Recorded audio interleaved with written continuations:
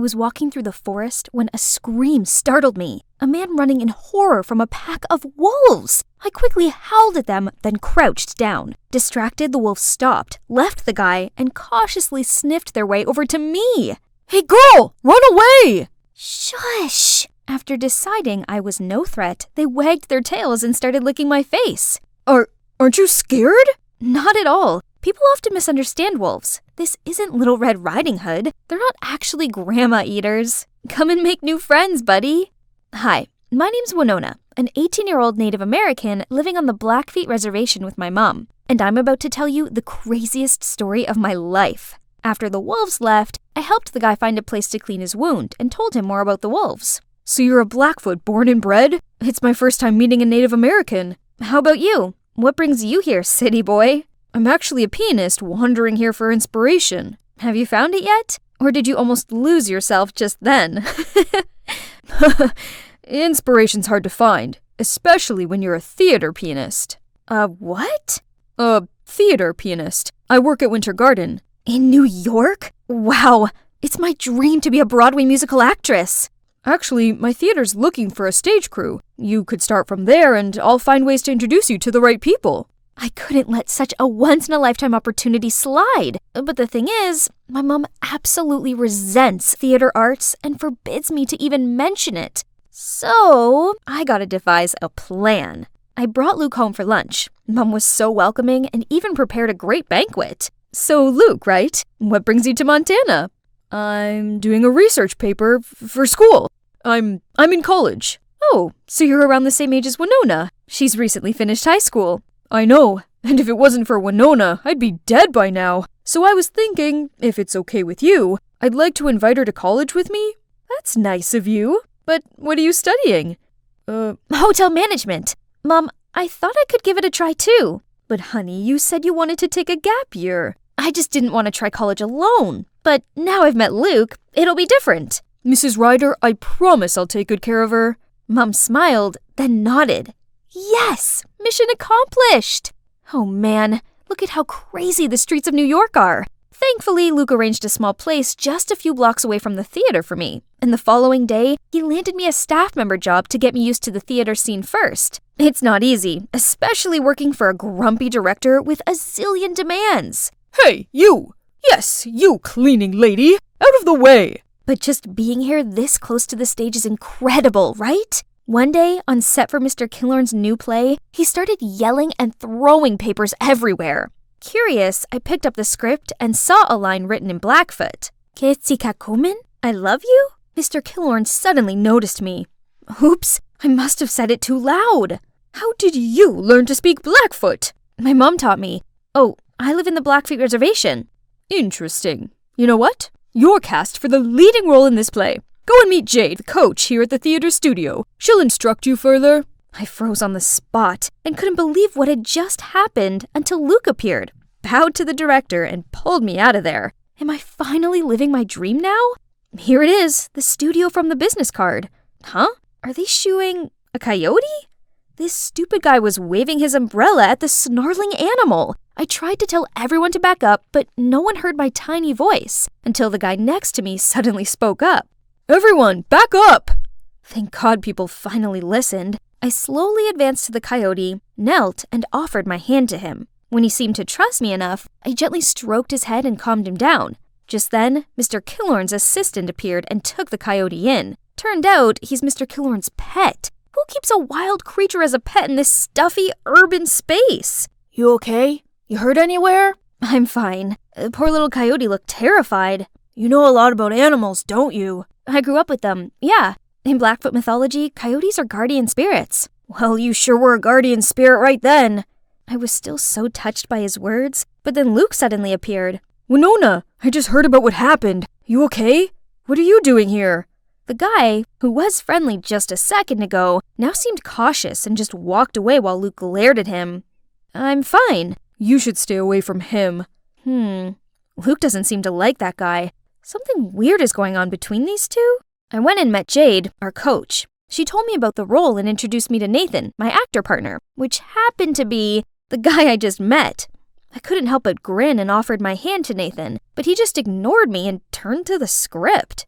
Hello? Am I just a stranger danger now? We then tried the opening act, but since it was my first time being on a turntable, I took the wrong step and fell over. Nathan!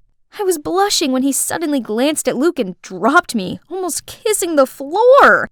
Right then, a girl barged in. Is everything ready for my set? You're late again, Stella. And actually, you and Winona are both gonna practice and we'll see who's right for the role. Winona who? As if this nobody can stroll in and try to steal my role. How snobby. She's lucky this nobody doesn't want to make a scene on her first day. During the break, I questioned Luke more on Stella. Stella is super talented. She's marvelous at dancing, singing, and acting. No surprise though, because she's been training since she was little. That's exactly why we should just give her the role already. A waste of time dealing with amateurs. That was so rude. So much for ever thinking he was friendly. In the following weeks, I finally got a better grasp of my character. The female lead was a gentle, down-to-earth Blackfoot woman. Easy peasy. I just need to pretend to be my mom. Only, my on-scene love interest Nathan was making things difficult. On stage, he refused to make eye contact with me, but he didn't have this trouble when he was up there with Stella. Every day I had lunch with Luke while Nathan and Stella were giggling in another corner, acting as if they were the most powerful couple here. Are they really in love? Oh, Winona, please. Why should you care? After lunch, I ignored Stella's glaring eyes and focused on being Nathan's lover on stage. What kind of singing is that? Give me a break already. That's enough, Stella. Actually, I just informed Mr. Killorn over lunch that Winona's getting the role. Ha! Very funny. No, it's not a joke. Look at your performance recently, Stella. It's rather disappointing. Winona, keep up the good work. Stella looked like she'd had the blood sucked out of her. I excitedly beamed at Luke, but strangely he looked concerned and ran after Stella. Does he have feelings for her? See that? Why hasn't he just confessed his feelings for Stella already and stopped this unrequited love tragedy? Isn't it because you and Stella are together? And that's also why you're so half-hearted whenever you're on set with me? It's not like that. I just couldn't control myself every time our eyes met. What did he mean by that? Congrats anyways. I always knew you deserved this role. He's right. I'd really worked super hard for this. I'm so close to achieving my dream now. The next day, I rushed into the first official rehearsal and acted my heart out in front of Mr. Killorn and the whole crew. I was dancing away to Luke's sentimental track when the door slammed open. It was Mom! I can't believe you lied to me and came here to do these foolish antics. Oh no. Mr. Killorn turned pale while Jade gasped upon seeing Mum. I tried to tell Mum to let me finish the scene, but... Fine, be this way. Until you come to your senses, you're not my daughter anymore. Mum then stormed out of there. Mr. Killorn told everyone to take a break and also left. I stormed over to Luke and asked if he told my mum the truth. But right when he was stammering, Mr. Killorn came between us. I didn't know you had to lie to your mum to get here. Yeah, sadly. She knows about my acting dream, but she has always been so negative about it. Is that so? Well, you're doing a great job. Continue practicing for the play. And maybe take me to your mum sometime and I'll try and explain this to her. Encouraged by the director's feedback, the next day I confidently acted my part. Yet Jade seemed dissatisfied and criticized my movements, saying they were too rigid. Winona, I'm giving the role to Stella. You need more training. What? I'm not some toy you can throw back and forth. Was it all just a show to get me and her to pit against each other? What was that about? Why the change? You're not qualified. Go back to your mother. What has this to do with my mother? I didn't know what was going on, but I was sure of one thing. I needed to prove myself, so I stayed at the studio practicing, swinging and swaying my soul away under the studio light until I accidentally sprained my ankle. Right then, Nathan came out and helped me up. Why are you still here? I saw you stay, so I thought I'd stick around for a little longer. As he spoke, he gently pressed an ice bag on my ankle. I felt the butterflies flapping in my stomach, but suddenly remembered his attitude before and pushed him away. Ready to stand up, just to fall into his embrace again. You must think I'm so hot and cold, but I just didn't want Luke to misunderstand anything. What do you mean? We're just friends. And what's up with you and Luke? Then he told me how he and Stella were the best of friends back at acting school until Luke appeared. Luke was instantly attracted to Stella and asked Nathan to set them up. Nathan, of course, happily agreed. However, the next day Stella suddenly expressed her feelings for Nathan right in front of Luke. Luke didn't take it too well and thought I was messing with him. He's resented me ever since. So, you and Stella are just friends? We are. Stella might appear childish, but she's good-natured. She's dealing with a lot inside. I've just been watching over her. But right now, she's gonna have to learn to stand on her own since I think I've met my guardian spirit. His guardian spirit? We were so close, I swear we were almost kissing. But I quickly pulled away, saying I gotta go practice. The final rehearsal is my only chance to get my role back now. I showed up just as a substitute today, but when everybody was ready to rehearse, the only person missing was Stella. No one seemed able to contact her, and the director was growing impatient. Jade had no other choice but to push me onto the stage. Luke didn't seem too happy with this replacement and suddenly played the piano much faster than expected. Flustered, I took a deep breath and let myself float naturally to his rhythm. During the intermission, I asked Luke what that was about. Drop it, Winona. I already knew. You got in here all thanks to your director dad, yet you fooled me with your little story. It's you who forced Stella away from her chosen role. Who's my dad? Mr. Killorn? Right then I was called for the next act. Still puzzled by what Luke said, I couldn't focus on my part with Nathan. Suddenly I heard Nathan scream my name and leapt to push me to the side. I fell on the floor and saw the massive chandelier land on Nathan. Everybody rushed to check on us, and among the crowd came, Mom? We were all waiting for the doctor to check on Nathan when Luke suddenly spoke out. I'm sorry for what I said, but Jade told me Mr. Killorn is your dad, and you guys forced Stella to drop her role. Mr. Killorn and I both gave Mom astounded eyes. Winona's my daughter? That's right, Andrew. But don't worry, as soon as Nathan's recovered, I'll bring Winona back home and will not bother you and Jade again. No, you've got it all wrong. Why didn't you tell me about our daughter? Jade said if I told you, she would harm Winona. Wait, does this have anything to do with the accident? 'Cause right before the act, I saw Jade talking to a crew member who set up the stage for Nathan and Winona. I'll get this looked into at once. So, this play about Andrew and a Blackfoot woman falling in love, is it about you and Mom?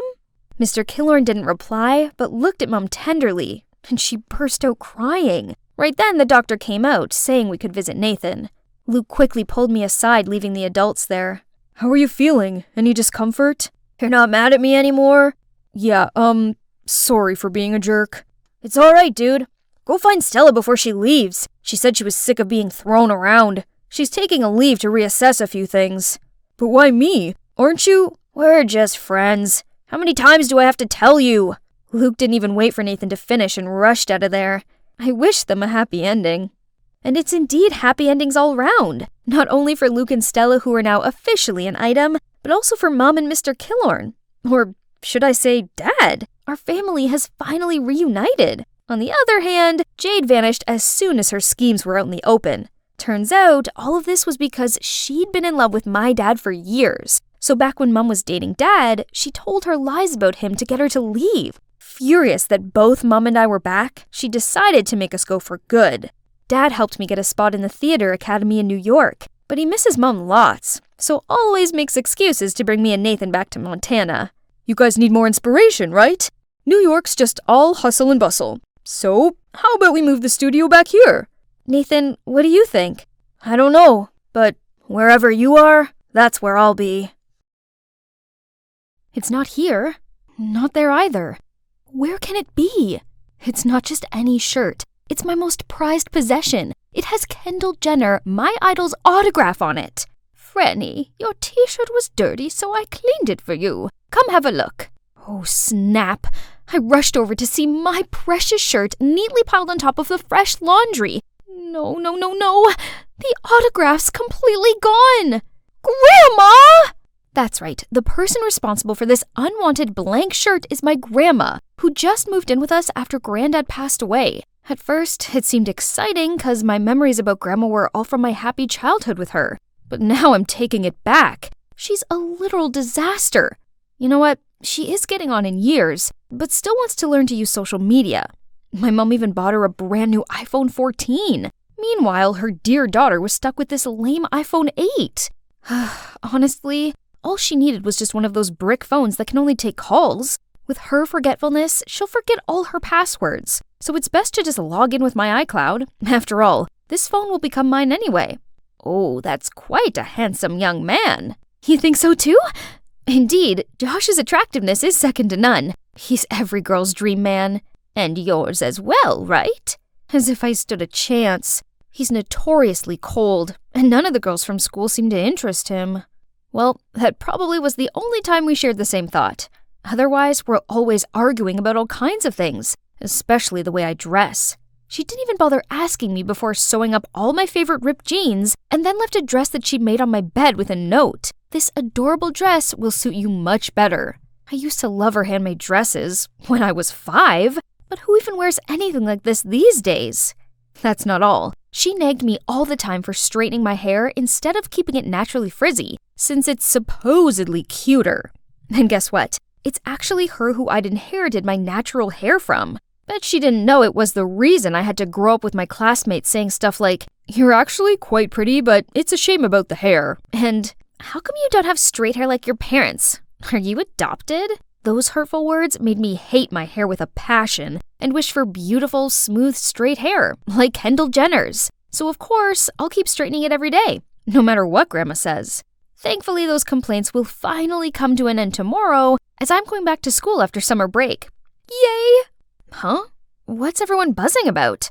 At that moment, the teacher walked in and announced that our class will have a very special new student. And then a very familiar figure entered my class. It was my grandma? What on earth? Did she get lost on her way to bingo or what? How humiliating. Maybe if I stayed deadly still, she wouldn't spot me, and no one would know it was my granny. Oh, my sweetie pie, you forgot your orange juice. All eyes were on me. Good grief. Someone help me disappear from this planet, please. After class, I had to sneak out as fast as I could to avoid having lunch with my grandma. But my best friend Lloyd wouldn't quit teasing me. Suddenly, I heard someone laughing loudly across the room. Grandma? But who is she sitting with? Wow, Jose has quite a peculiar taste in women. He ignores every single girl in this school, but is now completely smitten over your granny. Jeez, why is she bothering him? Jose must have felt uncomfortable. I quickly went over there, apologized, and pulled my grandma away. On the way home from school, my grandma recounted her day just like a little kid would. Do you know that they have vending machines in the hallway with all kinds of snacks? That's genius! And oh my, the campus is big. I almost wet myself while searching for the restroom. Tell me which part of this is funny again? It only proves that someone her age belongs in a nursing home, not a high school. I needed to talk to Mom, so when she was finally alone in the kitchen, I immediately asked her, how exactly did Grandma end up in my class? It turned out that when my parents invited Grandma to live with us, she told them she would, but only if she could go to school. I think it's a lovely idea. It means she won't be lonely at home all day, as you'll keep her company. Besides, she spent her whole life taking care of our family, so it's our turn to look after her, right? Yeah, I suppose Mom raised some valid points, but who knew that Grandma could turn my school life upside down like this? She clung to me all day, ate whatever I ate, listened to the music I listened to, and even hung out with my friends. Worse still, she told them all embarrassing childhood stories about me. How I used to eat toothpaste because the ad said it was edible, and how I incubated eggs myself to see if I could hatch a chick. But that's not the worst part. She broke my hair straightener, so now I'm stuck wearing this stupid hat. How annoying. Hey, breaking news! What is it this time? Jose has found the girl of his dreams, and she's here at our school. No way! No girls have caught his eye before. Why now? Franny, what on earth? I looked down and, oops, I just accidentally turned him into Sully from Monsters, Inc. Sorry, my bad. Okay, let me see. As Lloyd told me, this was the girl Jose got to know through Tinder before she mysteriously vanished. Moore, 17 years old, goes to my school and... Wait, she only has this picture? All I could see was her frizzy brown hair. Out of nowhere, someone snatched my hat. That must be Lloyd trying to get back at me for the paint job earlier. I tried to grumble at him, but only saw Grandma with my hat in her hand. Franny, your hair is so beautiful. Why cover it up? And also, these clothes. The dress I made for you goes far better with your hair. Enough. There's no way I'd let anyone see me with this hideous hair and granny outfit. Please, Grandma, leave me alone and don't cause me any more trouble. This is my school, and having you around is embarrassing. She looked shocked and was about to say something, but just left without another word. So, it's been a week since we last talked. It seemed that I was no longer her concern as she made new friends. So it's good for both of us, right? Suddenly, I heard a deep voice behind me. Hi, Franny. Can I talk to you about something? Wait, this voice? I immediately turned around to see Joe standing there, smiling at me. Oh my, this is the first time Joe's ever asked to speak to a girl. All the envious eyes are on me. I'm the luckiest girl here. Has he finally seen my unique charm? The thing is, I happened to see your curly hair the other day, and you look quite like the girl in the picture. I wonder if you are... Oh, he didn't come here because of me. Sorry, but I'm not Moore. I could see the disappointment on his face. He apologized for getting the wrong person, but before leaving, he smiled and told me, By the way, you're pretty with that curly hair. Really? That frizzy hair that I've gone out of my way to hide? Can't believe someone out there, besides Granny, actually likes it. A few days later, I arrived at school to a frightening scene. Jose was hand in hand with Amy. Turns out she had come forwards as the mysterious girl. Let's see, 17? Check. Curly brown hair? Check. And her last name is Moore. There's no mistaking it. But I kept wondering, what does Jose like about this notorious wild girl? Her clique, which now included my dear Granny, are always playing dumb tricks for attention. Look, she's no different from a traffic light now that she's friends with them. Once, their group even turned the library into a runway. Obviously, this quickly reached the supervisor, but, well, only my grandma was slow enough to get caught. Thanks to that, she received a ticket to the principal's office and they called in my mom. Don't you find it ridiculous that a person this age is still getting scolded by the principal? School is not the place for Grandma at all. Performing art requires a bold personality, girl. I might be old, but my spirit remains youthful. You know what? I'm going to participate in the Rise to Fame contest as well. I think I may just win. I turned to my mother with begging eyes, but only received a forced smile and a, just let her do what she wants. You'll lose anyway. Why bother? How about you sign up too, and we'll see who wins? Ha! Fine. Challenge accepted. I'll defeat you easily, Granny. Just wait and see. Finally, Rise to Fame, my school's annual competition, arrived. Each team of 3 will participate in different rounds, with the 2 best teams going to the final. First round, handball was a piece of cake for us. Having 2 sporty types on the team helped with that. As for Granny's team, which consisted of herself, Jose, and Dolly Amy, they were eliminated almost immediately. After sports was a Sudoku round. Each team will compete against one another. Whoever solves the puzzle first wins, which should be a breeze because I used to spend rain-filled afternoons playing this game with Granny as a kid. On the other hand, Amy was complaining to the organizing committee that this round was a joke, since Sudoku was so outdated. The more she talked, the more it showed that she's terrible at math and numbers. So it'll be like taking candy from a baby, right? But I forgot Granny was on their team, and unexpectedly, Jose was also very quick-witted. It didn't take them long to solve such a difficult puzzle. Seeing them hugging and celebrating pissed me off. Losing to them by a mere second was the real stinger. Focus, Franny. We had to beat them in the countries and histories round to win. Just a few more minutes till the final round. I was about to leave the waiting room when suddenly I heard a ding coming from this phone left on the chair. It's Grandma's phone. But wait, she knows how to use Tinder?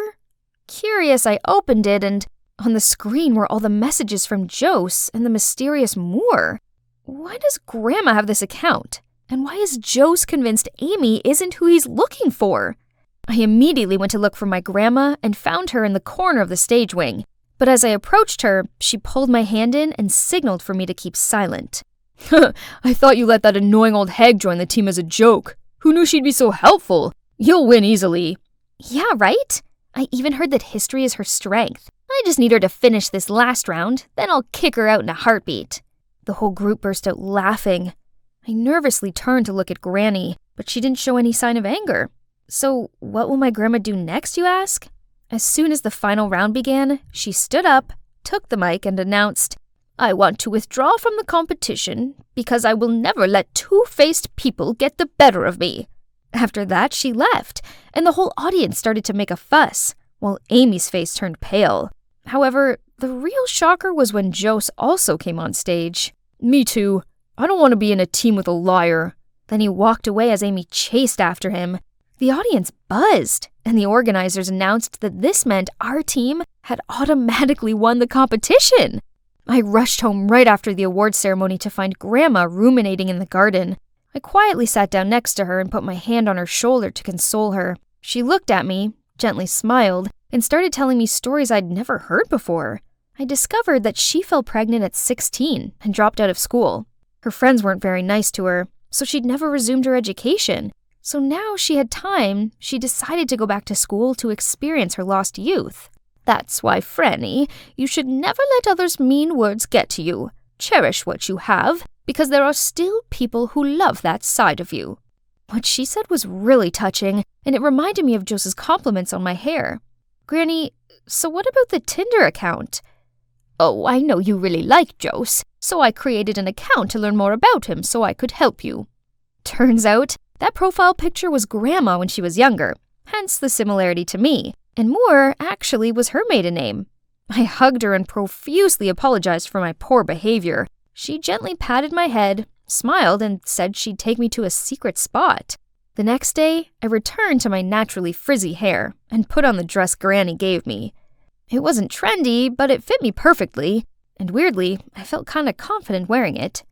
My grandma and I happily walked into a book cafe when I spotted Jose. "I've brought the person you're looking for here." We both looked at her with questioning eyes. "You mean..." Turned out there was still one thing she hadn't told me, that the alias Moore she put up on Tinder was all based on my preferences, my hobbies, my habits, my taste in music, etc. She'd been collecting everything about me to text Jose. "I had to let him know there's an interesting girl like our Franny out there, right?" That was why Jose didn't feel as compatible with Amy. Then the intelligence round confirmed it, as he and the mysterious girl both had one thing in common, a passion for Sudoku. In the end, everything was cleared up. Grandma is still attending my school, and I actually don't mind it anymore. She brings in homemade cakes for me and my friends, tells us interesting stories about the old days, and gives out the best advice. Most importantly, she made me realize that being me isn't so bad, frizzy hair and all. Almost forgot. You're also wondering what happened between me and Jose, huh? Well, I think you should see for yourself. Look at this gorgeous golden cruise. Isn't it perfect for my 16th birthday? Here comes the most exciting part of tonight. Gifts, of course. All the guests lined up, eager to hand me their presents. Mr. Robinson bought me this eau de parfum in a dainty gold bottle. Yep, approved. What's next? Ooh, a pair of Jimmy Choos from the Mitchells? Gold, of course. Nice color, but the heels are far too low. What a bummer. I'll have to pass on this. That's right. Every single thing of mine needs to follow specific standards. Why, you ask? Well, my mom saw me as her beautiful angel deserving wonderful golden luxuries since the day I was born with this silky blonde hair and sparkling amber eyes. So much that she immediately changed my nursery interior to gold, along with all my baby clothes and toys to match my features. Throughout my childhood, Mom continued to spoil me with life's wonderful golden luxuries. One time, I asked for a piano, then voila! A grand classical one made from pure gold appeared. Can you believe that? Another time, I said I wanted a pony. Then, without hesitation, she took me to a farm to meet Goldie, my new mare with the shiniest golden coat. Mom, thank you so much. Honey, gold is the symbol of power and divinity. You must always remember how special you are and never accept anything less than perfection. And those are the words I've been living up to. Back to my birthday party. It's time for birthday cake! But the flowers are pink. I want it all gold. Chef friends, please scrape them all out and replace them with gold ones. I couldn't believe my birthday was almost ruined because of that. Mom patted me on the shoulder to comfort me, while Dad just gave a disapproving look. It's just a cake, Lola. How are you going to fit in out there if you insist on being so picky? Maybe you should join a public school to open up your eyes a little. School? That's not a bad idea. Always being homeschooled meant I didn't have any friends. Even the guests today are all my parents' business partners. But Mom opposed the idea immediately as she didn't want me to go through any hardships. Don't worry, Mom. I'll choose a school that fits all my standards. Pretty please. And, of course, she couldn't say no. So, here I am, negotiating straight up with the principal.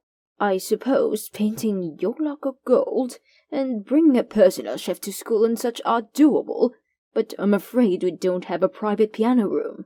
Then build one. Also, we only have outdoor sports field and swimming pool. So, just install a roof? Don't expect me to play sports in the scorching heat. Miss, unlike your previous tutor, not all the teachers here have a doctorate degree, be bilingual, and in their early to mid-30s. In that case, no biggie. I'll just find another school then. No, wait. Give me time. As long as your family sponsors the school as promised, I will definitely make it happen. Ha! There you go. Finally, it's my first day of school. Immediately, all the students already swarmed around me in awe of my noble vibes and fashion sense. No surprises, as this school needs a serious makeover. But wait, that blonde girl looks pretty neat. Ooh, she even carried a yellow Chanel classic flat bag. What a coincidence. Mine's a limited edition. I went to talk to her right away. Her name's Beth, and we just naturally clicked after a brief chat about fashion and cosmetics. Seemed like I found myself an amazing bestie. Every day after class, I took Beth on shopping sprees at Saks for bonding. I got her all the clothes and accessories in gold and yellow, just like mine. I even talked her into bleaching her hair to be bright as mine. We're basically twins now. There's just one problem. Wherever we went, the boys followed. If you go out with me, I'll give you the latest Gucci collection. Sorry, I just bought the whole store. I can pick the stars for you if you want. Is that so? And what should I do with those useless rocks? My dad just bought me a Ferrari. I can take you anywhere. Good for you. Too bad my Rolls Royce is there. Bye. Why do they have to make such a scene? There's no way I'd fall for those idiots. I want my Prince Charming who meets all my golden standards. How about just letting everyone know my ideal type? Then I can suss out the pyrite from the real deal boyfriend material. With no time to waste, I created an Ask Me a Question story on IG and asked Beth to cooperate. Now all I have to do is to list my requirements. The next morning at school, all of the dorks finally left me alone. Oh, except for this guy. Hey, Sugar Plum, I can be the man of your dreams. So, this is Josh, captain of the soccer team. Also the hottest boy here. It seemed he met all of my standards. Is he my perfect missing piece? I was dead wrong. During our date, he blabbed on non-stop about how terrible it was for him for being too rich and too handsome. Ugh, how I longed to shove the steak right into his mouth and go home.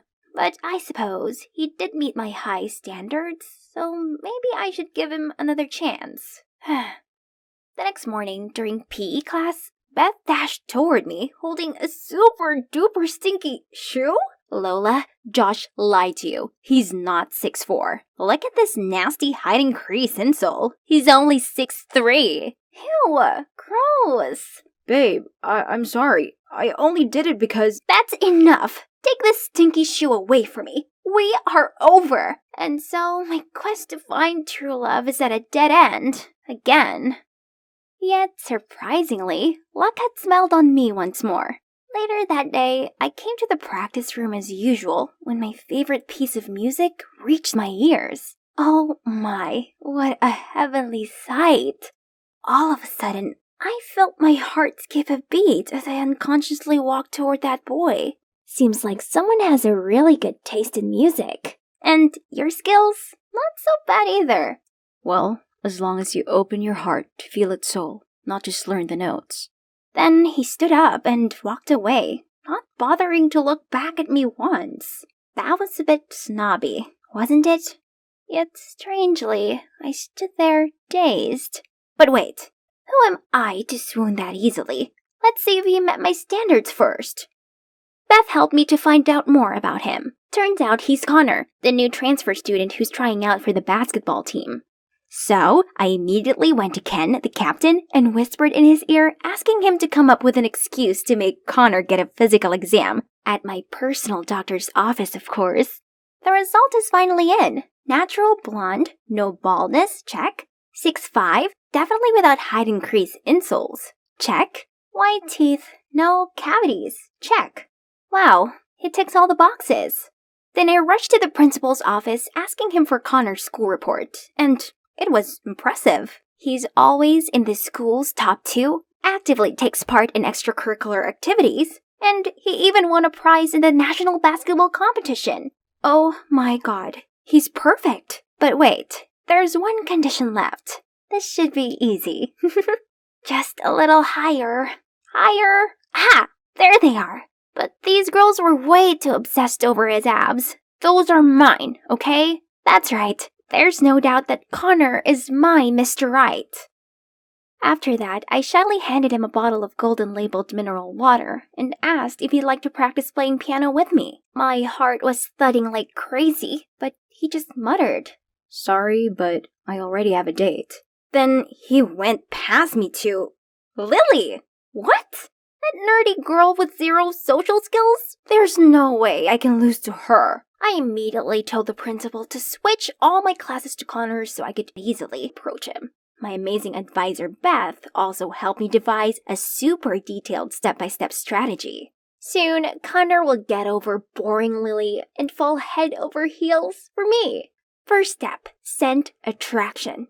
Beth told me that Connor loves this no-brand perfume, so I sprayed a bunch of it on and confidently walked into class. But why do people keep sneezing so much? Even Connor was also frowning and holding his nose. Hey Lola, you didn't shower this morning, did you? Spraying a whole bottle of cheap perfume won't help. Then the whole class burst into laughter. Ugh, how humiliating. Okay, plan B. Beth suggested a grand confession. Great idea. So when school ended, the cheerleaders and I started a formation right in the middle of the entrance to ask Connor out. But before he could react, a girl suddenly lost her balance and dragged everyone down on top of me. Ouch! This time was sure to move him to tears. But when I was cheering for him, Connor somehow missed his shot and the ball flew straight at me, causing me to tumble face first into the armpit of this smelly guy. Yuck! Why did everything keep going wrong? Suddenly, I bumped into Josh. He grabbed my hand and started begging me to take him back. He said he tried all kinds of ways to grow taller and actually managed to reach 6'4" now, so I should stop pursuing Connor and become his princess instead. Jeez, I'm really not in the mood for this desperado. Let go of me! I then ran into Beth while leaving. She came to tell me that she figured out another way to make Connor mine. It seems like he's really into Lily. We have to separate them. So, I called Lily to a corner and told her as long as she stayed away from Connor, I would buy her whatever she wanted. You know, not everything can be bought. Connor isn't interested in you, so you'd better give up. You're just annoying him. What? I didn't expect quiet, nerdy Lily to say that to someone as lustrous as me.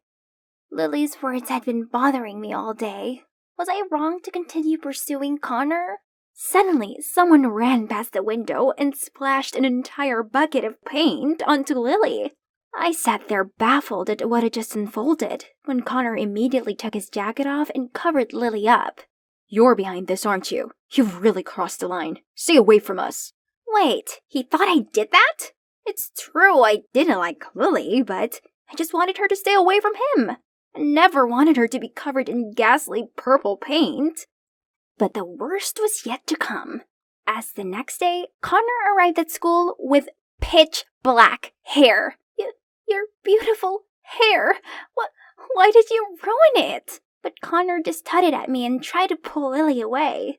You know, there's so much more to Connor than his hair color. Do you even like him for him, or just because he happened to meet all of your absurd standards? If you're really into him, why not change your standards for him? I was speechless. Lily was right. I really thought all those standards were enough to make up an amazing boyfriend. Then I realized how Josh had what it takes. Still, I didn't want him. I only wanted Connor. Let's go, Lily. Someone this naive and spoiled will never understand what true love is. Leave her to her scheming. Wait, why do you keep insisting that I'm the one who harmed Lily? Drop the act. I know that paint stunt was just one of your many dirty tricks. Beth's already sent me the video where you failed to bribe Lily. Huh? Beth? Why did she do that? I was still clueless when suddenly the principal called Beth to his office. I rushed there to find out the culprit splashing paint on Lily was caught, and he revealed that the mastermind was Beth. At first, she tried to deny it, but when the boys showed us their texts about the deal, she had to tell the truth. You stole everything from me. Before you came here, I was the it girl, but now people only see me as your replica. Why are you so obsessed with that hideous golden color and your stupid standards? I can't believe Josh actually likes you, while I was the one by his side when you dumped him. Huh? So Beth liked Josh all this time? She even accepted to date him in secret. But turned out Josh only treated her as a side piece while he tried to win me back. If I can't have Josh, you can never have Connor. Unbelievable! So all this time, I'd let a fox guard the geese. I couldn't bear this place any longer, so I skipped class and went straight home. That night, on seeing how upset I was, Dad came to comfort me. I cried and told him all about my love life and friendship troubles. Honey, maybe it's time you saw others differently. Those standards don't mean anything. You should open your heart and allow yourself to see the good in people. Dad was right. I was so dead set on them that I couldn't see the true nature of the people around me. I chose Beth and Josh based on those standards, but both of them let me down. Meanwhile, Connor deliberately broke them, yet I couldn't shake him from my mind. The standards were like my music sheets. I played each note correctly, but I was so caught up in the practical side of it that I'd forgotten to embrace the soul. So the next morning, I went to apologize to Connor for the troubles I caused him and Lily. I just want you to know, I really like you, no matter what color your hair is. But may I ask you one question? What is it about Lily that you like so much? What? You think I'm dating Lily? She's my cousin. Uh-oh, this is so embarrassing. But wait, in that case, does that mean I still have a chance? Do you remember when you were 10, you participated in a children's piano contest? A gold necklace was stolen from the hotel you were staying at. Yeah, I just have a vague recollection about that incident. The suspect was a blonde boy, a female employee's son, but I noticed the necklace peeking through a man's pocket instead. Leave the boy alone! This man is the thief! So that kid was Connor? He was grateful and super impressed with the innocent and righteous girl back then that he recognized me right away the day we met again. However, when he saw how cocky I was, he thought I'd changed for the worse and ignored me. Now I see the admirable girl I know is still there after all this time, so I wouldn't mind if we start getting to know each other anew. Really? Wish me luck this time, you guys. Oh God, my Roger. Look at him. Those chiseled features and dreamy eyes. No wonder every girl swooned at the sight of him, and of course, me, his biggest fan, is no exception. You're probably wondering how I got into the backstage area of a star actor like Roger, right? It's simple. His makeup artist is Hannah, and she just so happens to be my big sister. Of course, I had to beg her for days to let me tag along. That's why I have to embrace every second of being this close to my celebrity crush. Hey, are you taking pictures of me?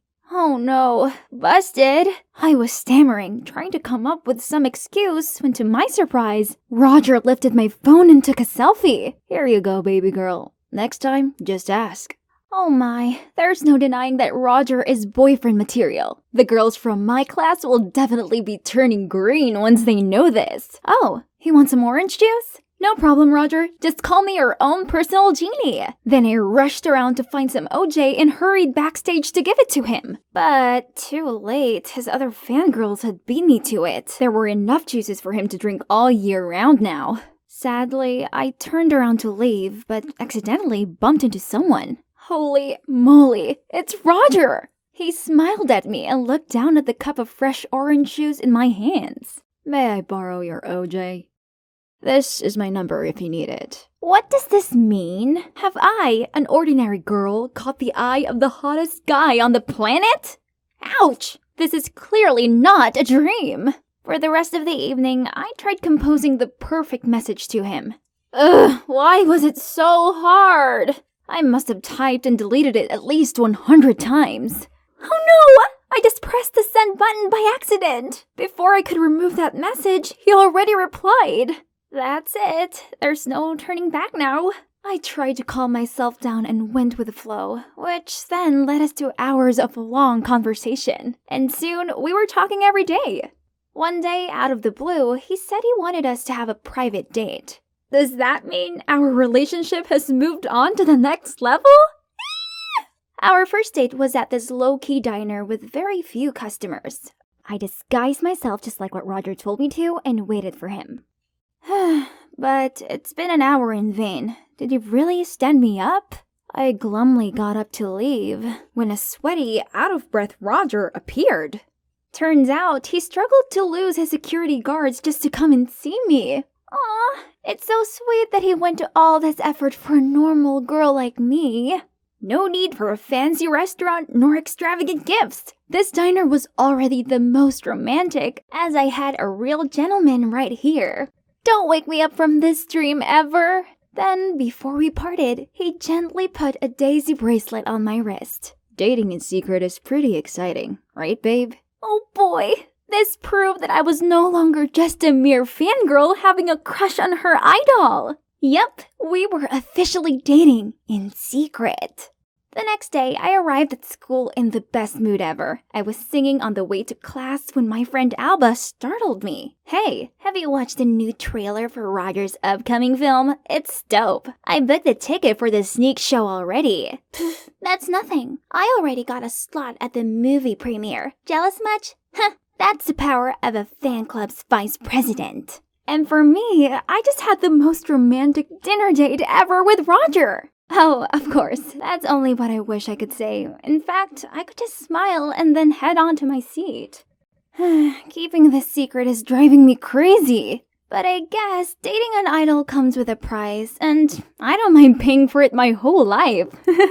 But okay, on top of all the secrecy, as y'all know, celebrities are always occupied, having no private time left. So we have to come up with inventive ways to get some alone time.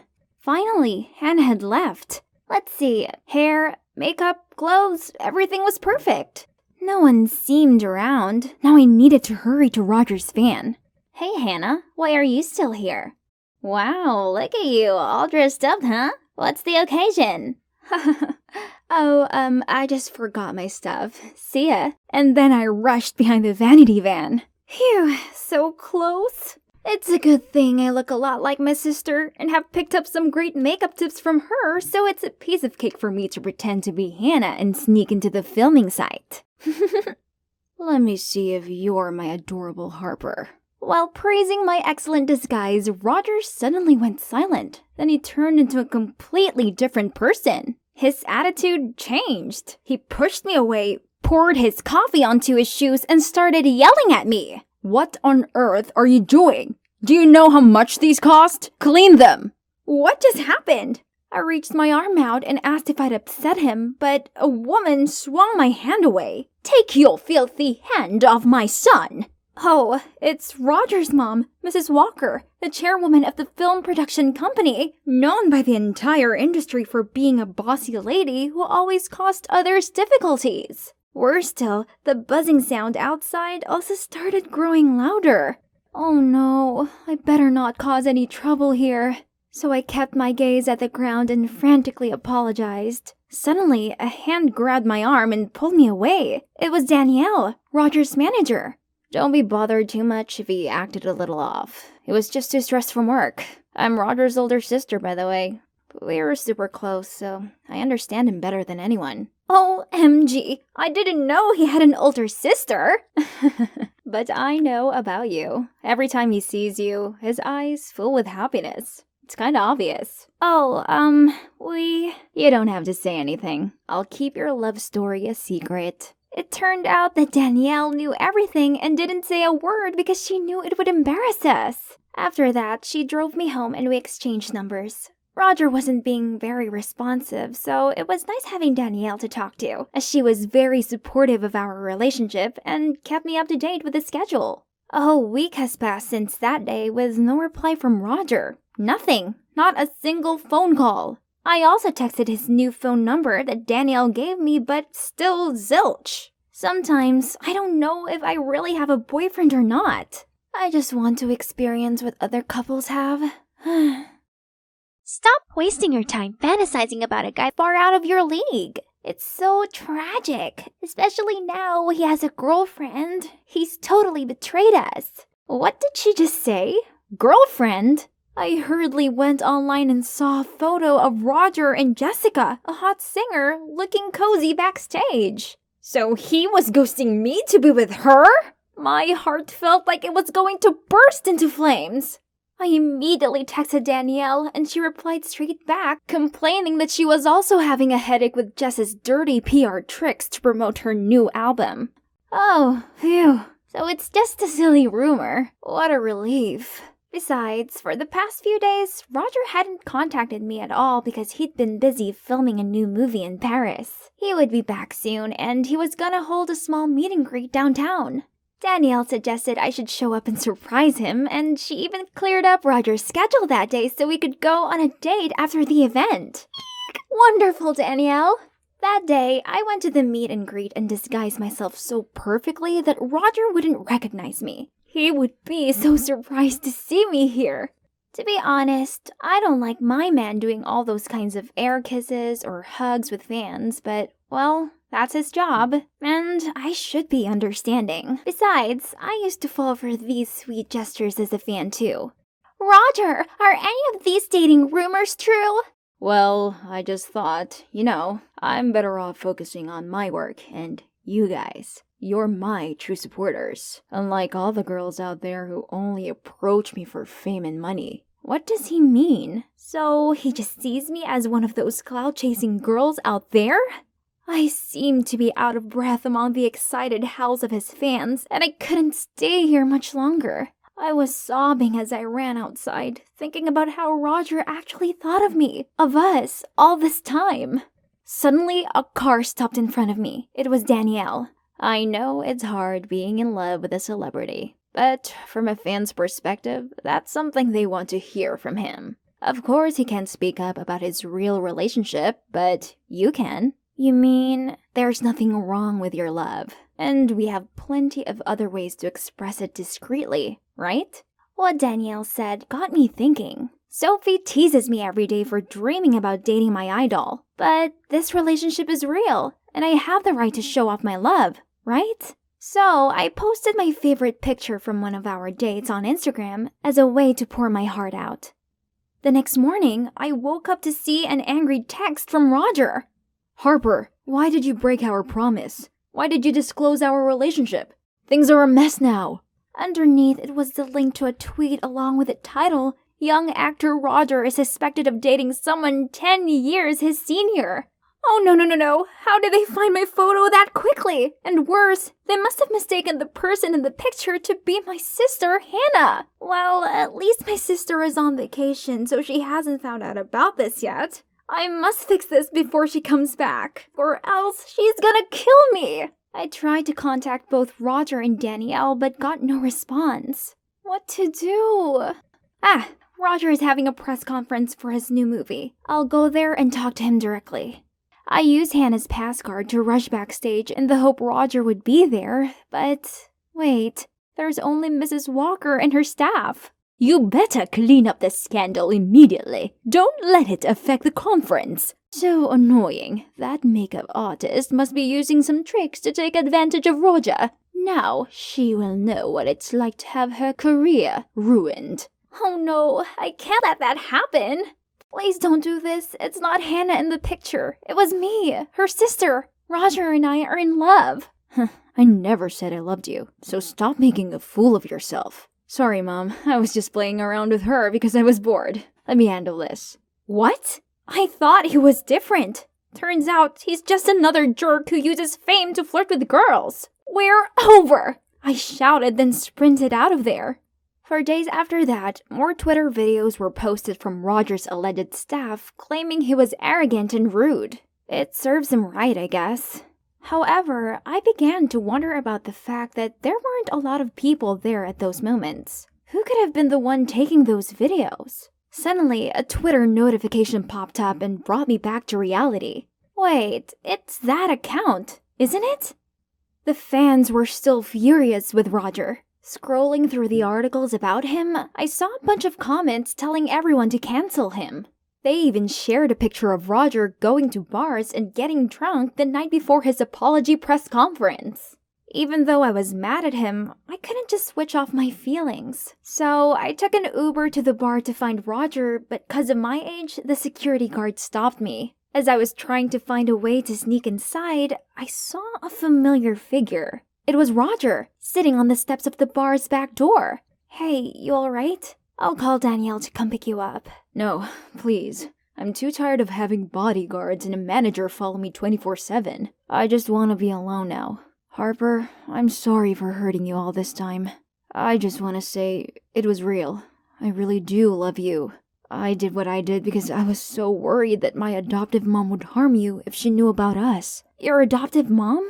Yeah, I'm not Mrs. Walker's biological son. She recognized my acting talent, so she adopted me when I was 11. Since then, I've been nothing more than a money-making machine to her. He then told me how his pure passion for acting was starting to be worn out by all these pressures of being a celebrity, especially now that he knew someone was behind all the recent scandals. I know who's behind it all, so do show up at the press conference as planned, and I'll take care of the rest.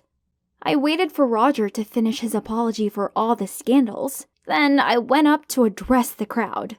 All of the rumors are fake. I know this because I'm the girl from the video. And the person who filmed and edited it to make it look bad was his manager, Danielle. I pointed to her, and amidst the gasps, all eyes and cameras shifted to her. What? This is slander. You have no proof. Then I held up my phone and played a video recording of Sophie admitting that Danielle was giving her the videos to upload on the internet. Actually, on the presentation day, Sophie accidentally revealed her secret Twitter account, which was none other than @CancelRoger, the one of the so-called staff. So I confronted her right away and told her that she could be sued for defaming others. When I first heard the rumor about Roger having a girlfriend, I was blinded by jealousy, so I listened to Danielle. Given that she's his manager, how could I not believe that those videos were true? As his fan club vice president, I had my members' best interests at heart, so please, don't sue me. Fine, it was me. So what? I need to show Mom that Roger is not as special as she thinks she is. I knew Roger liked Harper, so I approached her and used the relationship to ruin his career. Then Mom would finally notice me. Whoa, what a twist, right? So what now? Well, Mrs. Walker and Danielle's true intentions were exposed for all to see. This cleared Roger of all the scandals, and his fans are all back together to support him again. He has a new manager now, and they have no problem with him publicly dating me. Oh, and as for Hannah, arriving back from her trip to discover she'd been dating one of her celebrity clients didn't go down too well with her. But it's not all bad, since she now has loads of bookings after this scandal. So if anything, she has me to thank for being more in demand than ever. I was sitting at my usual spot in the common room during break time, coding of course, eyes glued to my MacBook Pro when suddenly, Evelyn, my best friend, barged in and ran straight over to a group of girls. Here she goes again. Guys, I've got big news. You all know Helen, right? The cheerleader? Kay. She has a huge crush on Dean, so she went to the locker and it said yes. Now guess what? I just saw them in the hallway kissing! Ha! These gossip vultures will believe anything. Confused? Let me wrap it up for you. They were talking about this mysterious locker, situated in the school's back alley. The creepy part was, it could actually speak and foretell your future love partner. For it to work, you had to visit the locker between 6 and 7 p.m. Tap on it exactly 3 times and say the spell. Roses are red, violets are blue, in a world of love, just we two. Then, ask it if you and your crush are compatible. If the locker said yes, then congratulations. But if no, then too bad. This proves it. The locker must have some sort of prophecy power. Of course, duh. You know why? 'Cause it's possessed by a lovelorn spirit. Oh boy. If only these naive kids knew the truth. The mystical locker that they so worshipped was actually a product of advanced IT, of which the mastermind was moi. Didn't see that coming, did you? I'm Karina, by the way, but people like to call me Robot Girl 'cause I'm a super proud tech genius. But kids my age didn't appreciate my talents as they only seemed to care about love. Especially Alicia over there. She despised IT and presumed that anyone into it was a stone-cold machine who'd never ever had a relationship. So, being the tech whiz that I am, I had to come up with a brilliant plan to prove her wrong. I spent every bit of spare time I had coding. I hacked into the school system to collect students' infos, such as their star signs, blood type, hobbies, and career orientation. Then, I used this as a database to create a love compatibility calculator. And just like that, my first brainchild was born. Easy peasy. Using it was simple. All I had to do was insert the two names and it'd show me a yes or a no. Knowing how much my peers buy into the whole spiritual stuff, I devised my locker plan. I found this rusty locker at the dead-end alley behind our school, superglued a walkie-talkie inside, locked it well. Then, with the other walkie-talkie in hand, I stayed in the school equipment room, which is convenient enough to be on the other side of the wall. To top it up a notch, I even used a voice changer app to get a perfect ghostly haunted tone. Then, I anonymously spread rumors about the locker's magical powers onto the school's blog. My trick quickly took off, and since launch day, 15 couples have been successfully matched. Can you imagine? True love? Oh, please. It all came down to some simple algorithms, that's all. But one more thing. I hadn't exactly told Evelyn about this. Yeah, I love her, but she's not the best at keeping secrets. To be exact, she's a walking speaker who couldn't help but blab any gossip she'd heard to the entire school. Anyway, I needed to test if the locker actually worked first. Then I'd tell her, maybe when I reached 20 successful couples. Luckily for me, keeping this one secret from her turned out to be easy, as her attention was all on her crush, Jace, the school's hot boy. In her eyes, Jace was like an angel or something. It seems like I'm the only one who didn't get the gooey eyes memo. One evening, I was taking my locker shift when I heard a familiar voice. Evelyn's! Oh boy, I could already guess she wanted to ask about her and Jace. The algorithm said yes, and I could hear Evelyn screaming ecstatically at the announcement. Fine, if she's happy, I'm happy. But it didn't last long, as an hour later, just as I was about to leave, more footsteps came towards the locker, and I heard a knock on it. Roses are red, violets are blue. Hold on. Jace? What was he doing out here? Can I become a couple with Karina? What? No way! Had something hit his head? I immediately said no. No calculator needed for that. He stayed silent at first, but then asked again if I'd be his girlfriend. The answer was still no. He asked the locker again and again, but no. Jeez, what's with this guy? The next day at school, I noticed Evelyn's wearing her lucky lilac dress. Oh no, was she going to confess to Jace? I had to stop this.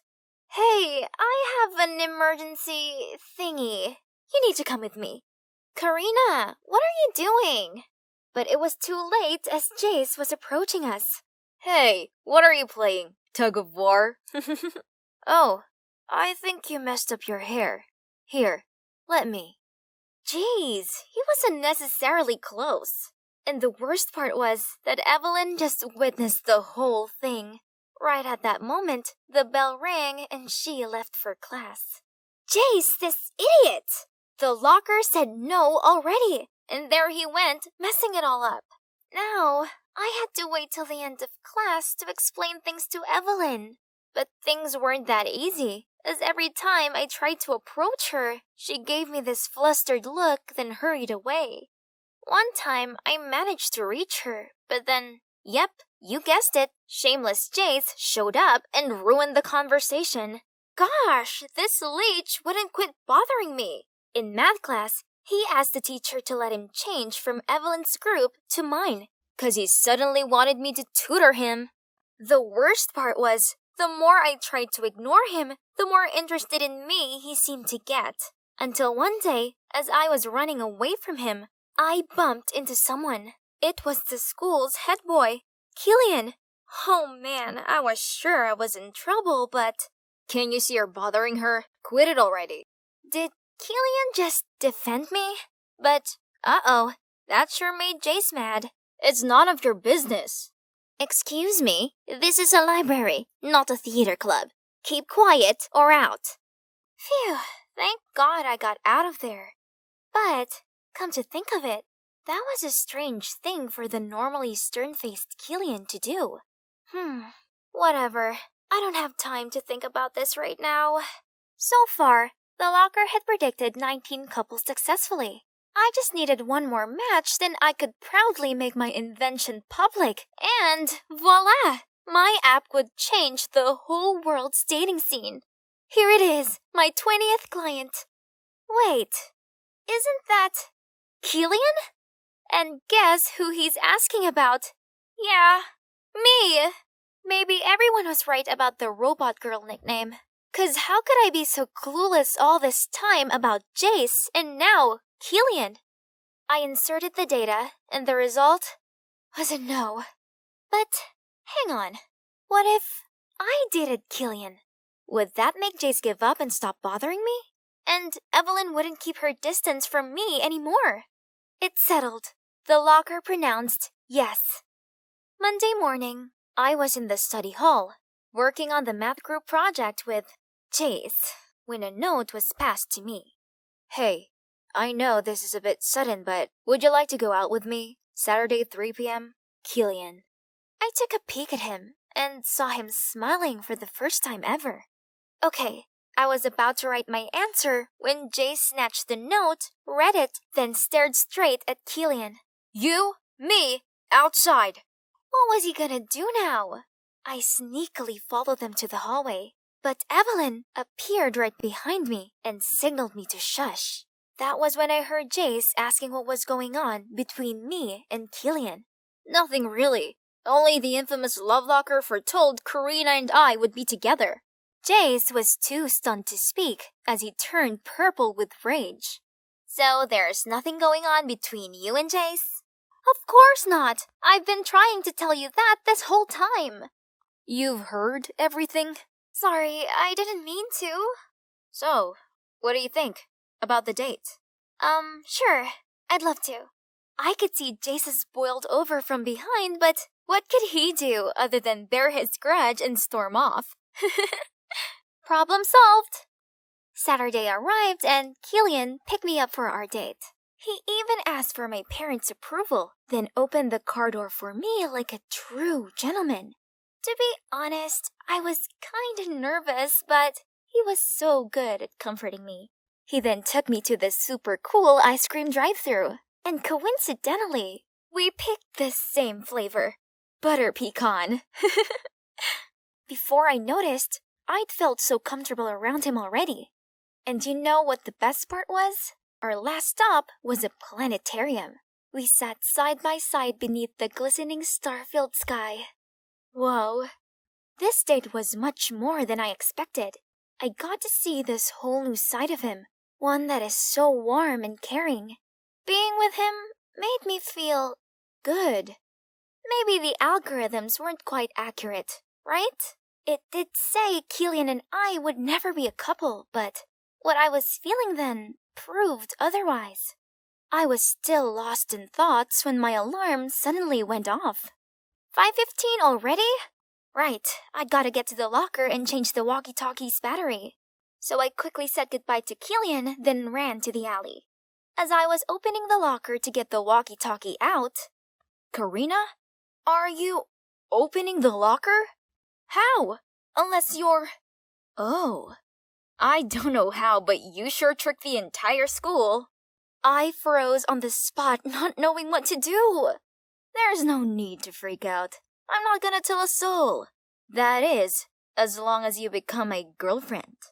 Why are you so obsessed with me? You can have anyone else you want. Why me? 'Cause you're different, babe. You're interesting and somehow aren't easily swayed by me, which makes you a challenge. Ugh, this douchebag made me want to vomit. He could expose me all he wants, but I'd never ever go near him again. I shoved past him to leave, but suddenly he grabbed my hand and tried to force me into his embrace. Get off of me, you psycho! I never meant for it to turn out like this. I just wanted to prove that data was the driving force of compatibility. But maybe I'd been wrong after all. I decided it was time to confess all to Evelyn before Jace told her first. Only the next morning, when I arrived to pick her up as usual, her mom told me she'd already left. Was there something I didn't know about? I turned on my phone notifications, and that's when I saw it. Alicia had posted the picture of Jace grabbing me, but the angle made it look like, in Alicia's words, we were kissing. Huh? So that's why Evelyn didn't want to see me. And what would Killian think of this? I arrived at school just as Killian stepped out of his car. I rushed toward him, and when our eyes met, I could see he was hurt. Then he just turned and walked away. Without thinking, I caught up with him and I poured my heart out telling him I was the one behind the locker, how I got involved with Jace because of Evelyn, and how I lied to him when he went to the locker. But that was also how I realized I had feelings for someone. For you. Excuse me? You're the one behind the love locker? No way. Gosh, I'm so glad I got all my secrets out. In that case, we have a big problem. Evelyn then walked me along the corridor, and what I saw was pure chaos. People were crying, arguing, and even fighting, all because of the locker. One couple was having a tearful breakup because the locker claimed they weren't meant to be. In the other corner, two girls were fighting because the locker matched them to the same guy. A boy was breaking stuff out of anger since the locker didn't match him with his crush. The entire lobby echoed the words, "Love Locker." Gosh, how'd I been so oblivious to this before? I'd been so caught up with my own problems, I'd neglected the consequences of the locker I'd created. This was wrong, so wrong. I had to shut the locker down right now. I rummaged through my bag to find my MacBook, but this was my baby, my first brainchild. No, I must do this. Yeah, that was the right thing to do. Technology shouldn't be used to predict one's feelings. I've learned the hard way not to mess with anyone's relationship ever again, and that love is never ever simple. You don't need a mysterious object of the spiritual world to tell you who to date. You just gotta experience it. Well, it's been 3 months since I shut down the infamous love locker. Now, everything is finally back to normal. And guess what? I've got a boyfriend. Yup, Killian and I just went official last week. Evelyn doesn't like Jace anymore. She vowed not to run after some good-looking pretentious jerk ever again. Instead, she's just gonna wait for the right guy to come along. About the love locker, when people realized it didn't work anymore, the speculations became rife. My personal favorite is that the spirit had found peace and left.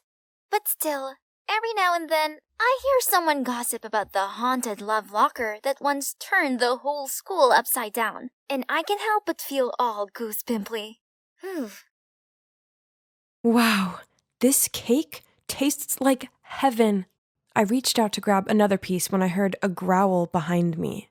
I told you to be graceful, didn't I? Then Mom pulled me over to greet this smartly dressed couple. Ugh, again. They looked me up and down, then said, I heard that you're a gifted pianist. We would love to hear you play. Huh? Piano? I'd never played it before in my life.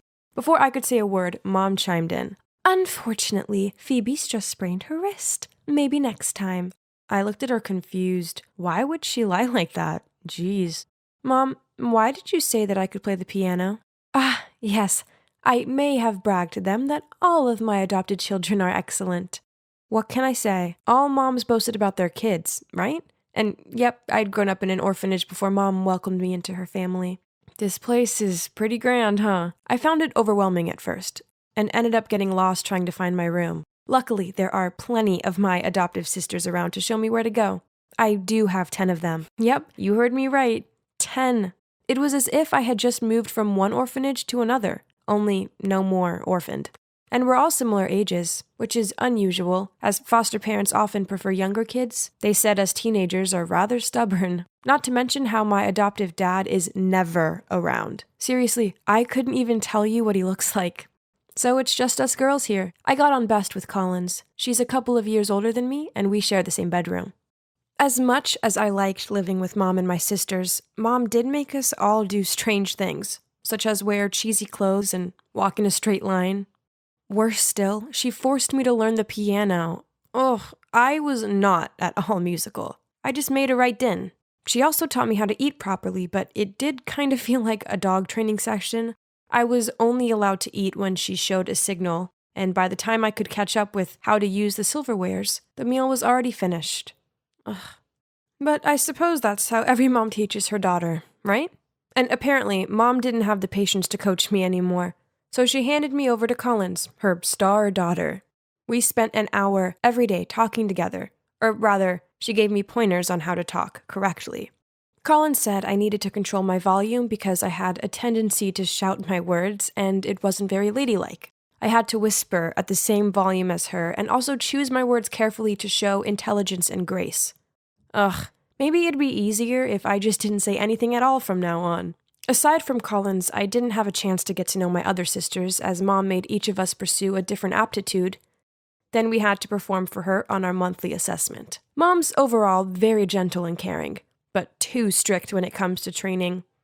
So we all have to spend a lot of time and effort in practice. One day I was trying to make sense of the music sheet when I heard Lexi complain, "Ugh, why does Mom force me on this mission impossible? So boring." What?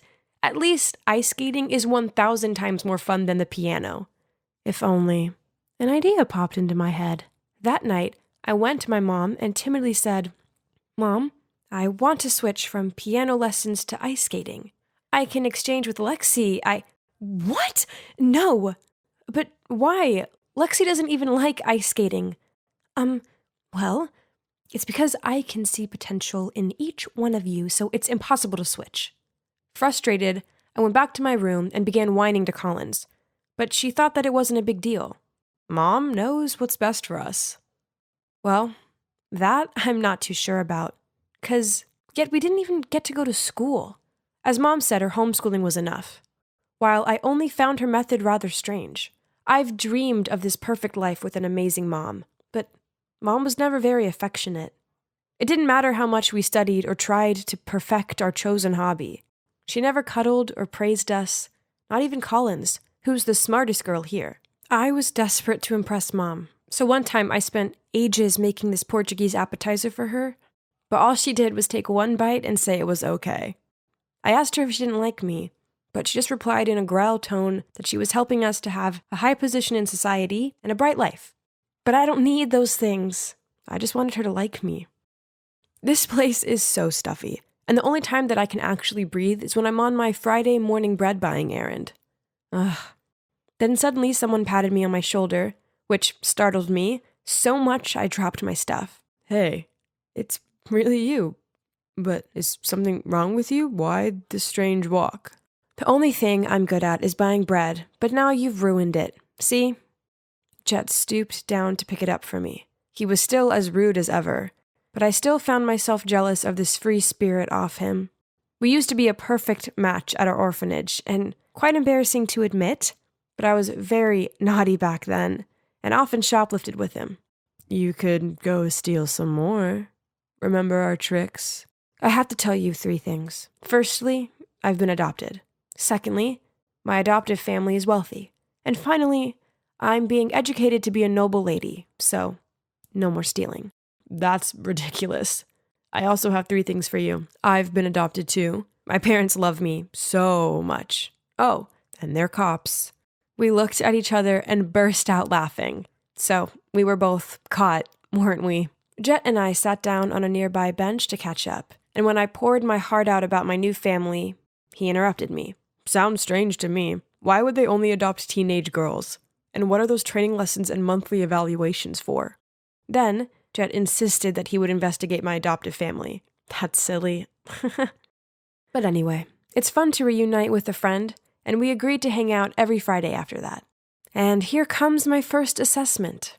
Of course, I couldn't even play a simple melody, so I had to study for 3 more hours every day. My sisters suffered even more. Kinsley was forced to abstain from food because she weighed 2 kilograms more than the standard. In contrast, Willow had to eat continuously at night in order to gain 5 kilograms. If it's to this extent, then it must have not been simply for the sake of the casual boasting of a mom, right? On the next Bread Friday, I told Jet about last week's assessment. He firmly stated that there was a problem with my family. I don't think so, Jet. Mom just wants the best for us. Listen, Phoebe, I think she trained you guys on purpose.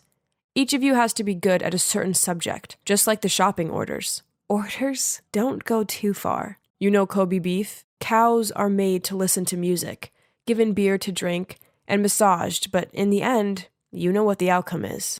Oh no, is that what this is?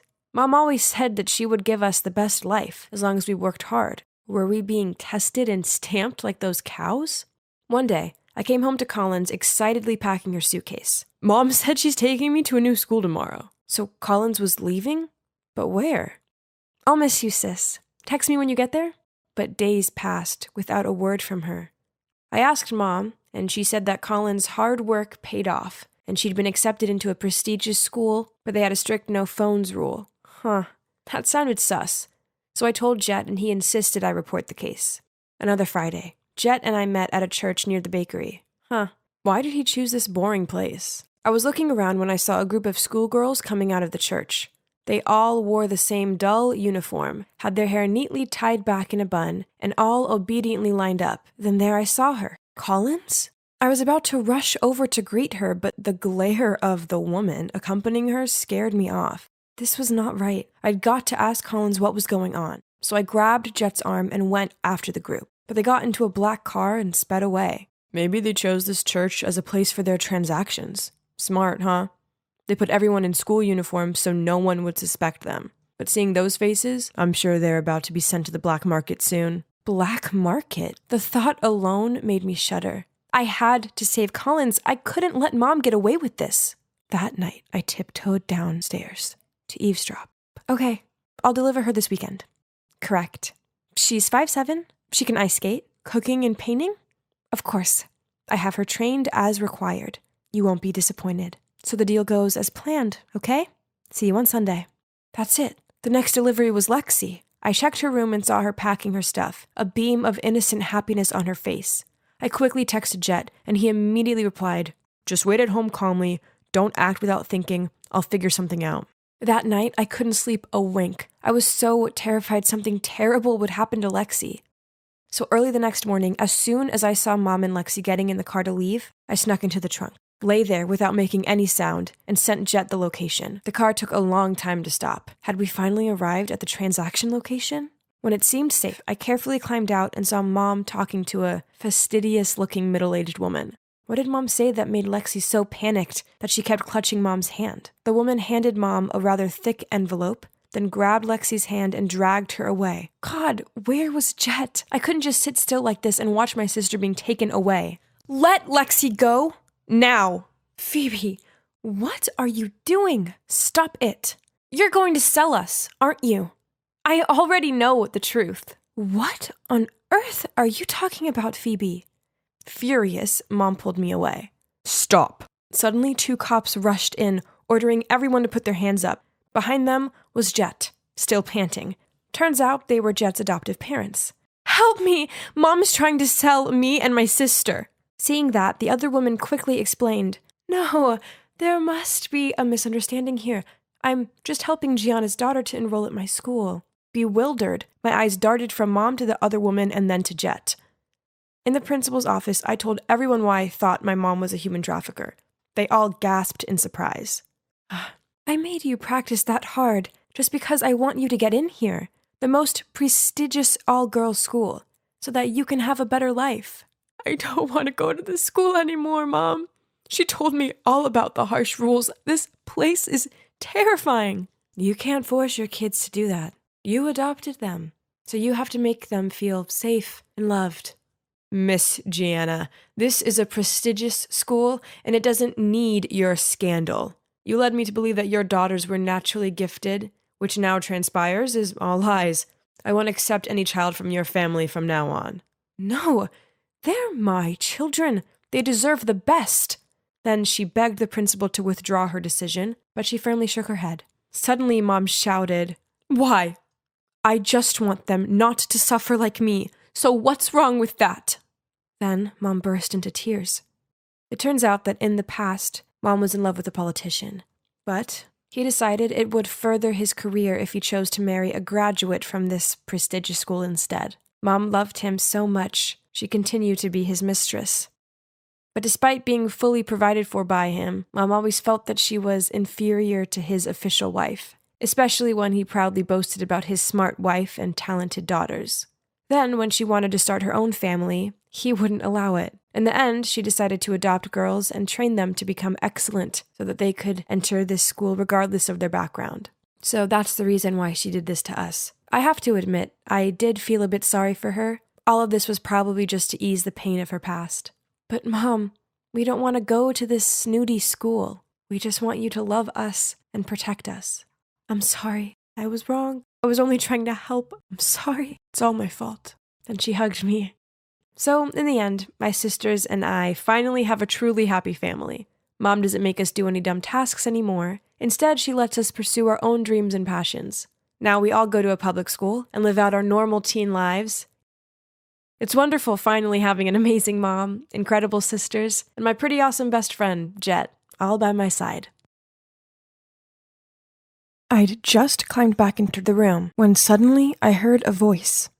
"Jasmine, how come you're only getting home now?" I turned around to find Emma standing there. "That's my business." "Don't come home late like this again, okay? You'll be grounded if your dad finds out." I shrugged and closed my door without saying anything. Yep, that's Emma, my stepmom. She doesn't actually care, she just pretends to. If it wasn't for her telling my dad to forbid me from singing, then I wouldn't have to sneak out to go practice like this. Different day, same story. Yet again, I've had to lie about going to my singing practice. Honestly, I can't wait to be an adult so I can do whatever I want. "Dad, I'm going over to Mix to study," I said as I headed for the door. Suddenly, Emma pulled me back and handed me a bottle. "Huh? Licorice tea? Drink this after practicing. It helps keep your voice clear." Then she winked at me. Huh? So she knew I'd lied about where I was going, yet still she'd helped me?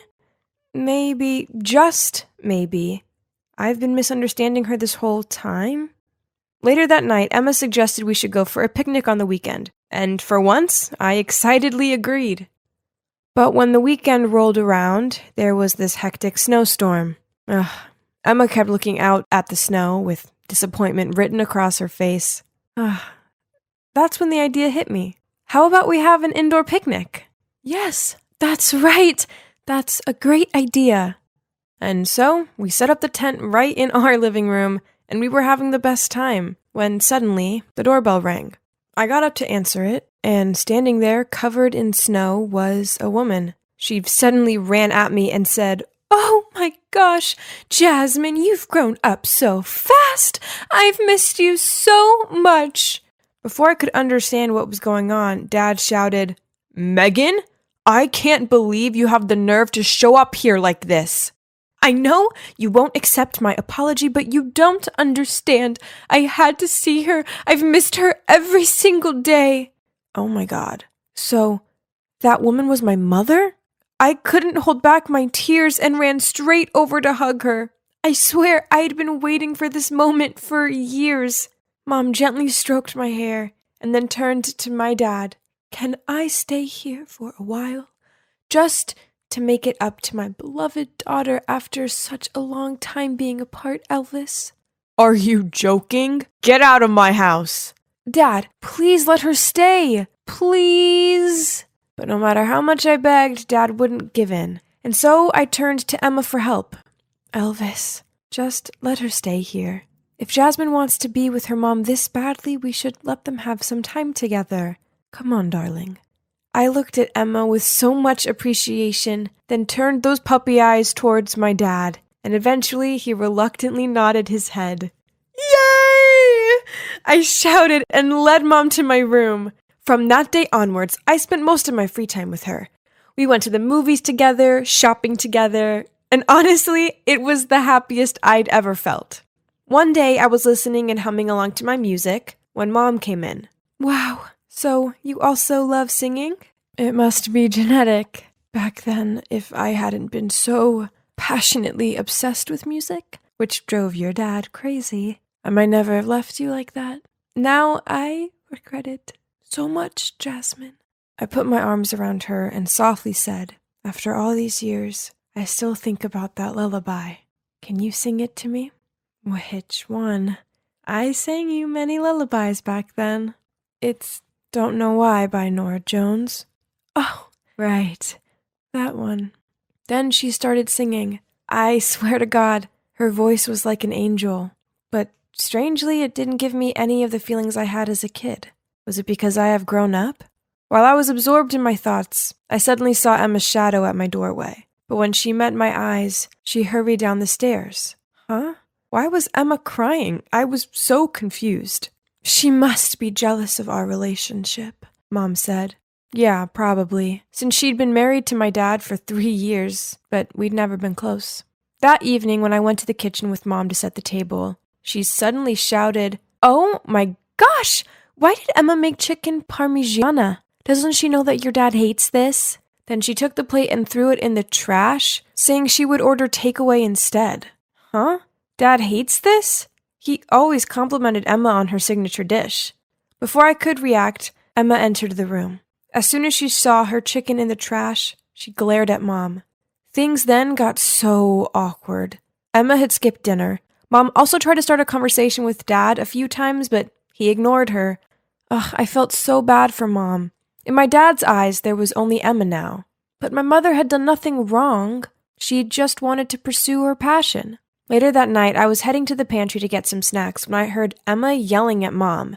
Megan, for old time's sake, I didn't bring up anything from the past, but you can't just do whatever you want. How dare Emma yell at my mom like that? As soon as Emma left, I ran over to my mom asking her what had happened. She hesitated for a while, then told me the whole story. It turned out Mom and Emma used to be in the same band when they were young. And since Mom was always the lead singer, Emma had begrudged her ever since. Perhaps she has never gotten over it. I didn't expect Emma to be so mean. So from that day on, I began to show my attitude towards Emma. I didn't let her go to the parent-teacher conference like I had promised before, and I even forbade Mick, my best friend, from talking to her every time he came over. Mom, how did you and Dad meet back in the day? Well, back then, your dad was a waiter at the lounge I used to sing at every weekend. We quickly fell in love and started leaving love letters for each other at our secret spot. Ew, how cheesy. It's called romantic, you silly. At that time, we put our initials at the end of every letter. Suddenly, there was some noise at the door, and I turned to see Dad standing right behind us.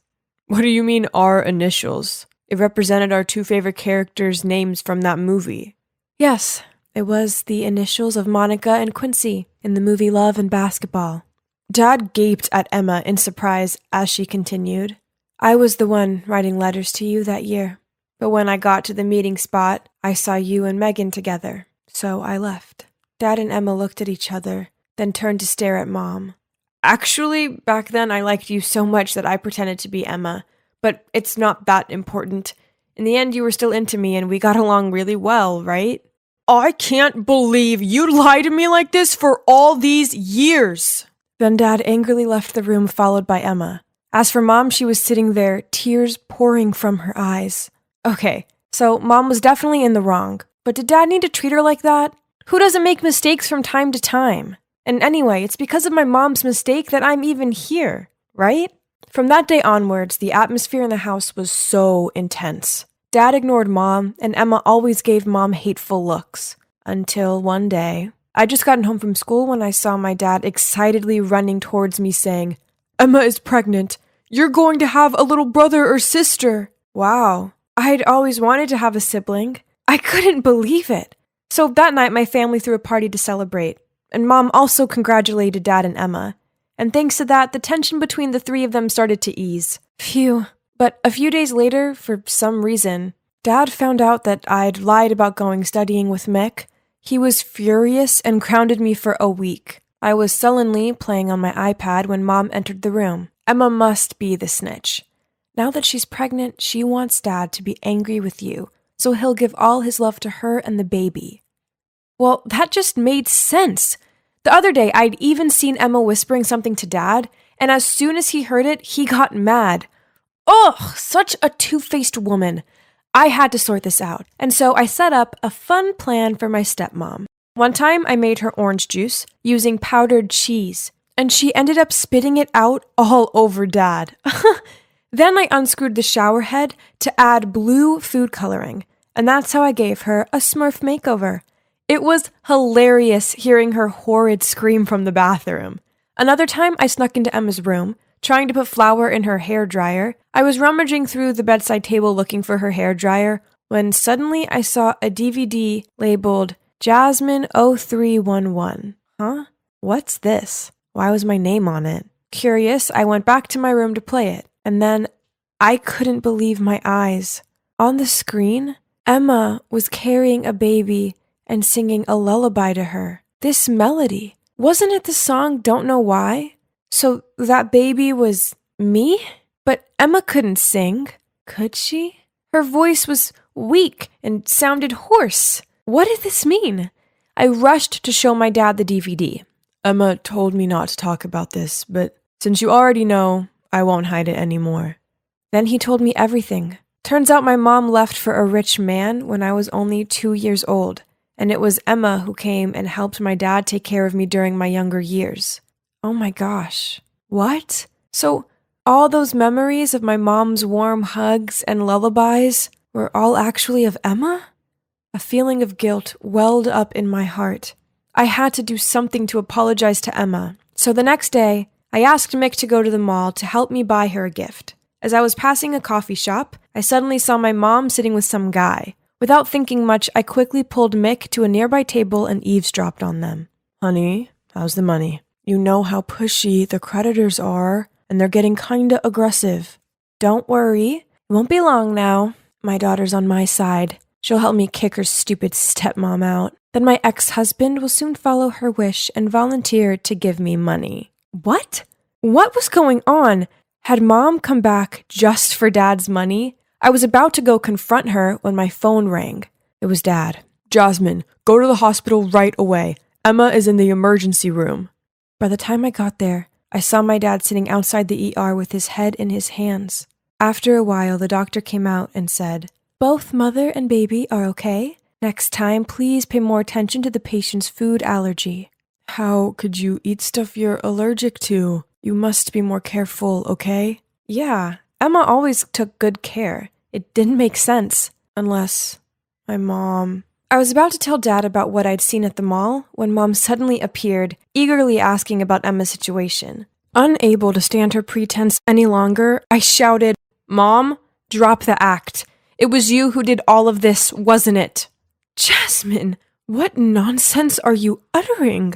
Furious, I immediately told them the whole story I've heard. Megan, I could forgive you for the old letter story and for trying to sabotage my voice, but the fact that you wanted to harm my baby is unforgivable. It turns out the stuff from the past that she mentioned before was that my mom harmed her to destroy her voice. So that's why Dad didn't let me sing, for fear that it would cause Emma pain.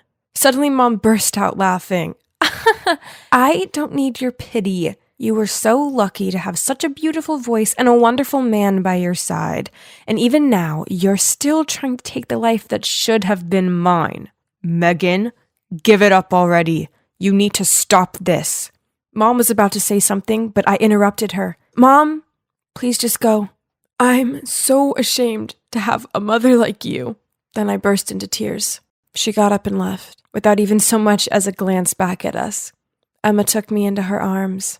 I was afraid that you would be disappointed. That's why I hid everything from you. I'm sorry for treating you so badly. She gently patted my head, and I felt like I was back in my childhood, where she'd held me and sang lullabies. It was so comforting.